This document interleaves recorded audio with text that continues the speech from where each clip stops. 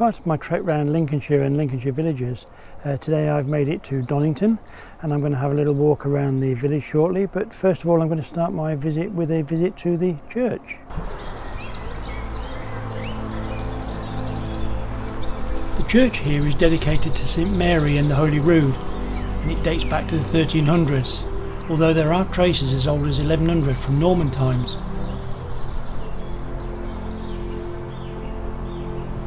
The south wall has two stained glass windows and a fine memorial tablet to the Reverend John Wilson, who was vicar of Donington for 54 years.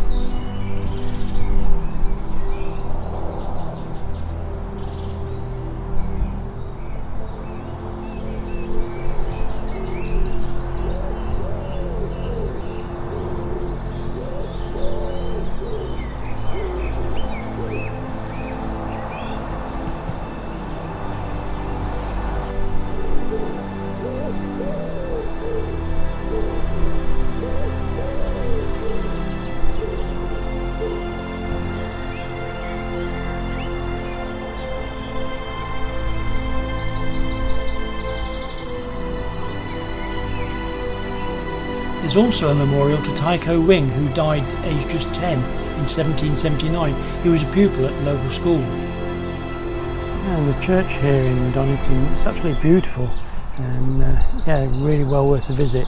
And interestingly, it's also got connections to Matthew Flinders. One of the stained glass windows is dedicated to him, and there's a small museum dedicated to his life as well. So yeah, really working on the local aspect of Matthew Flinders. How many times have you driven through Donington and caught sight of the statue that looks just like Nelson? Well, you'll be forgiven, as the statue of Matthew Flinders dates back to the times of Nelson.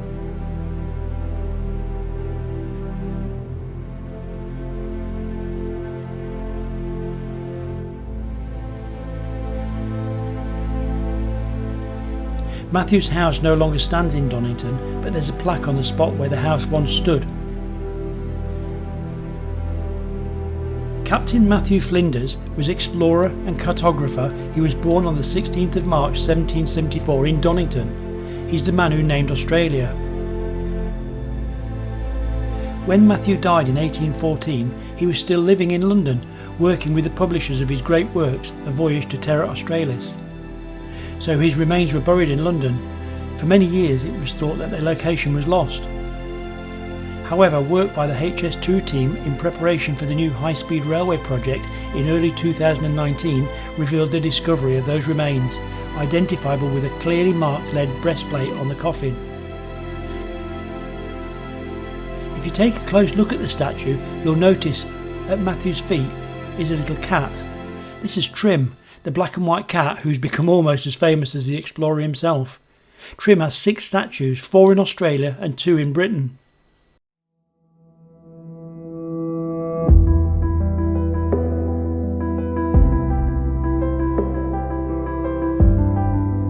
Donington has a selection of small independent shops, public houses and a co-op supermarket.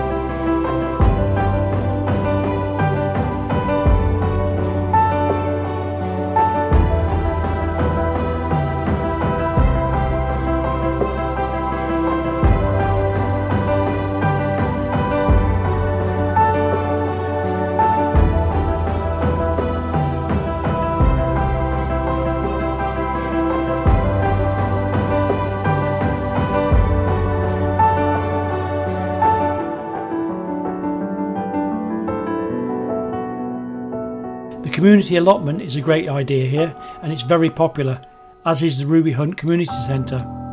But Donington is a beautiful, beautiful village to visit.